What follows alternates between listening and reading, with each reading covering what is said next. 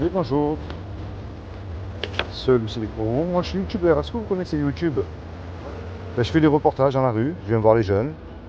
Vous me paraissez jeune. Ouais. Ben, c'est pour avertir un petit peu les. Enfin, on ne veut pas parler de ce sujet-là. C'est un jour ou l'autre, ben, vous et moi, on va mourir. Ouais, ouais. Ça, on y va tous. Mais la grande question, c'est. Et c'est ça qui m'intéresse, c'est ce que vous croyez, vous, après la mort? Qu'est-ce qui se passe pour vous? Est-ce que ça s'arrête? Ça continue? Pour moi, déjà, je pense que la vie, c'est une simulation. C'est-à-dire C'est le simulation. cerveau qui. On vit dans notre tête. D'accord? C'est pas la réalité qu'on voit, c'est ce que le cerveau veut nous faire voir, en fait. D'accord? Mais c'est pas ça la réalité, quoi. Ok. C'est le cerveau qui. C'est comme un rêve, en fait. D'accord. Mais après la mort, vous allez où, vous? Qu'est-ce qui se passe pour vous? Moi, je pense, Est-ce que ça s'arrête ou ça continue? ça continue, on revient ici. D'accord, Une autre personne, on est une autre personne. d'accord, C'est reparti à nouveau. ok, Ça repart à nouveau, pas zéro. d'accord. Est-ce que vous croyez en Dieu ou pas? Ouais.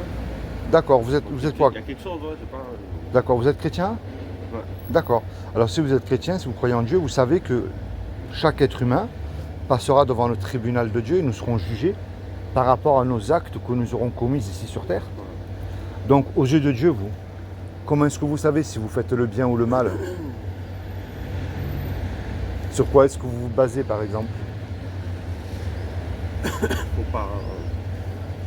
Je sais pas, faut pas faire trop de conneries, mais c'est impossible de faire tout bien jusqu'à la fin. Déjà, une bonne personne, ça n'existe pas. Non. Vous savez comment on peut le savoir si nous faisons le bien ou le mal? On se base sur la loi des 10 commandements, qui est merveilleuse parce qu'elle montre que d'une, avant que je vous l'annonce, je n'ai pas le droit de vous juger, parce que je l'ai cassé aussi. Et je défie chaque être humain de me dire qu'il l'a accompli, ça n'existe pas, vous allez voir. Et je ne vais pas aller jusqu'à 10. Il y a un commandement qui dit tu ne mentiras point. Est-ce que vous avez déjà arrivé de dire un mensonge? C'est vrai. Comme tout le monde. Quelqu'un qui dit qu'il n'a pas menti une fois, déjà c'est un menteur. Il y en a un qui dit tu ne voleras point. Est-ce que vous avez déjà volé quelque chose, vous? Ouais. Moi aussi. Il y en a un qui dit tu honoreras toujours. C'est pas. Bah, tu sais, vous voler, ça ne veut pas forcément rentrer dans un magasin. C'est regardez bien, vous êtes mon patron. Je viens tous les jours au travail, moi sans vous le dire, en retard. Mais vous, chaque jour, chaque jour, vous me payez ma journée de travail, mais sans vous le dire, moi je suis arrivé en retard au travail, mais vous me payez à vos yeux, c'est du vol. Vous voyez pourquoi elle est belle cette loi? Il y en a un qui dit tu honoreras toujours tes parents. Est-ce qu'on leur a toujours obéi à nos parents? Bien sûr que non. Il y en a un qui dit tu mettras toujours Dieu en premier dans ton cœur. Mais on met Dieu dans notre vie quand tout va mal.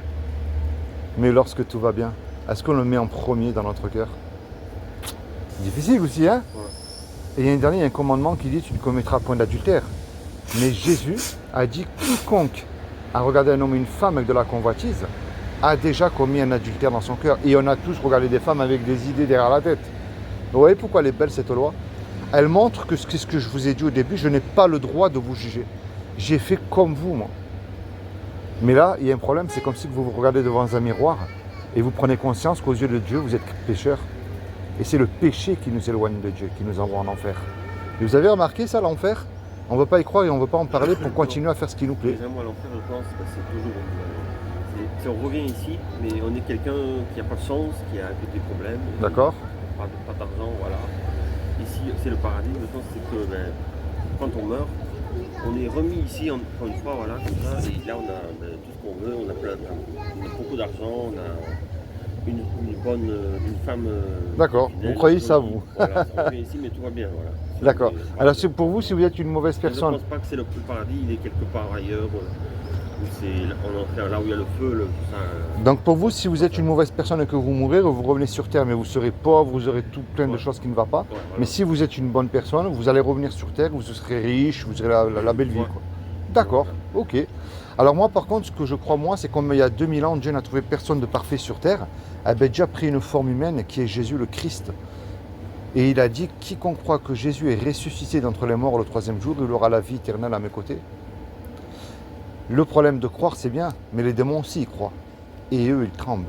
Alors moi, le but de ma démarche envers vous, monsieur, je ne vous envoie pas dans une église ni dans une secte. Je ne remplis aucun bâtiment. Mais je vous encourage à faire une chose, c'est à vous repentir de vos péchés avec foi. et à placer votre foi en Jésus-Christ, lui seul. C'est comme si que vous et moi, on va braquer le bar qui est derrière le bar tabac, là. On prend la caisse, on se fait serrer. Nous passons tous les deux devant le tribunal. Et le juge, il dit, je vous laisse le choix. Vous me donnez 1 million d'euros de caution, vous partez tous les deux 15 ans en prison. Vous et moi, on n'a pas l'argent puisqu'on s'est fait serrer.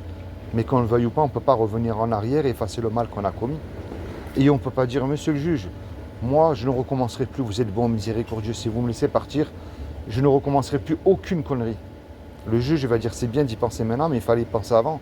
Moi, je suis un juge, j'applique la justice. Vous me payez la caution, vous partez en prison.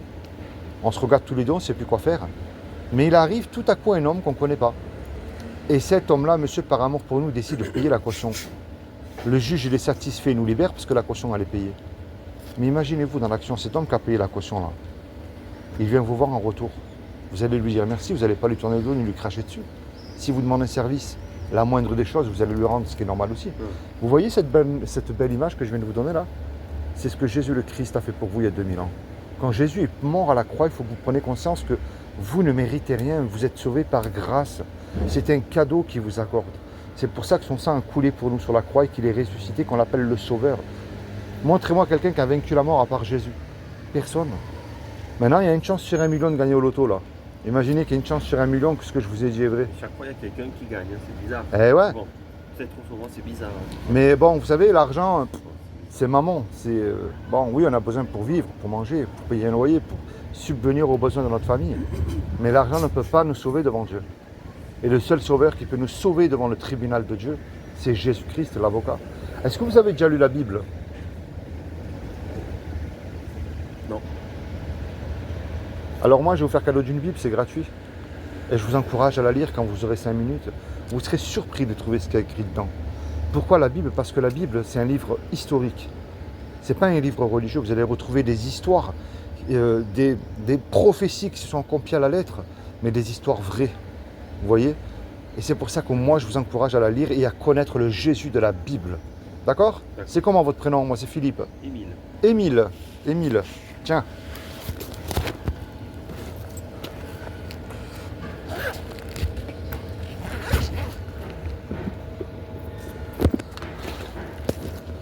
Tiens, ça c'est pour toi Émile, tu vois les petites. Et j'ai mis un petit marque-page, Émile, et je t'encourage à commencer à lire dans l'évangile de Jean, Émile.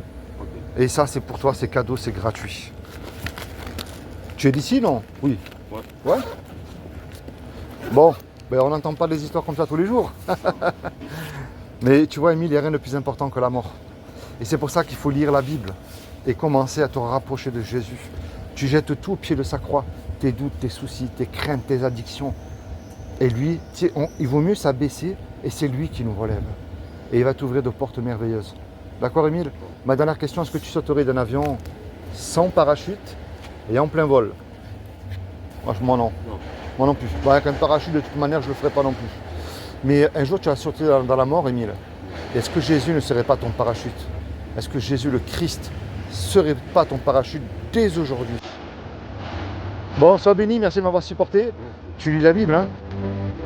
Allez, sois béni, bonne journée.